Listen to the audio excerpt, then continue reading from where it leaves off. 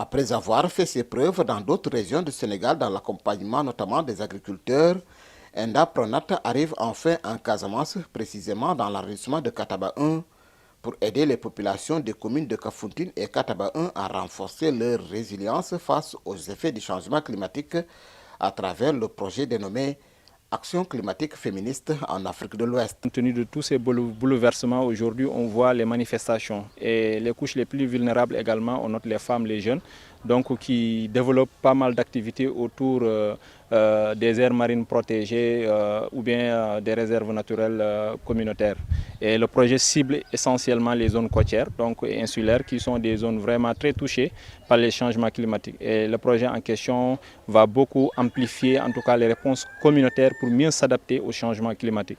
Et dans ce sens-là, le projet va beaucoup travailler sur les diagnostics d'abord pour essayer de voir un peu quelles sont les ressources qui sont là, quels sont les acteurs qui interviennent, quels sont les besoins surtout auprès des communautés en termes de GIE, en termes de jeunes, les besoins de formation et d'appui pour vraiment développer des alternatives économiques durables auprès de ces couches-là. À ce stade de la dégradation des ressources naturelles, l'autorité administrative relève la pertinence de ce projet à tout point de vue. Un projet qui vient à son heure dans la mesure où aujourd'hui on assiste également aux effets, n'est-ce pas, du changement climatique sur les activités que font les populations. Notamment nous avons la pêche, nous avons l'agriculture, nous avons l'élevage, nous avons le tourisme.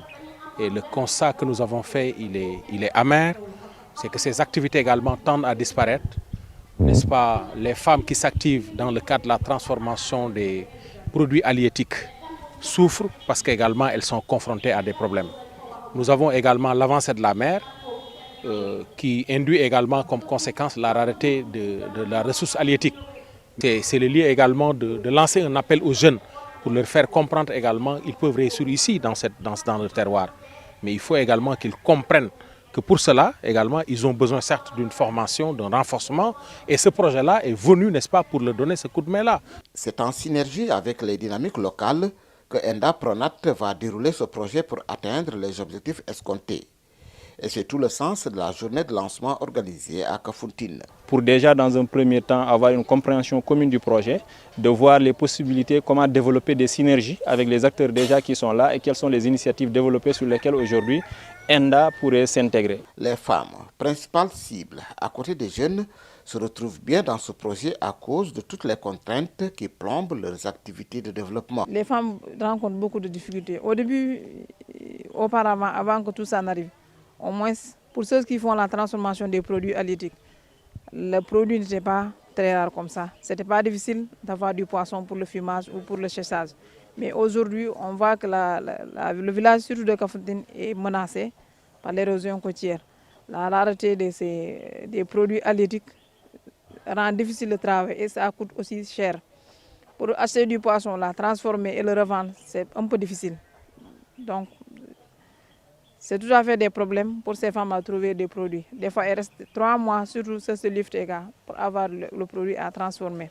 Les femmes vivant dans les îles se battent depuis toujours contre la dégradation de l'environnement et espèrent avoir un coup de pouce avec ce projet. C'est les bolons qui nous intéressent parce qu'il y a beaucoup d'imperméables qui sont dans les racines de la mangrove et que les huiles ne peuvent pas se développer.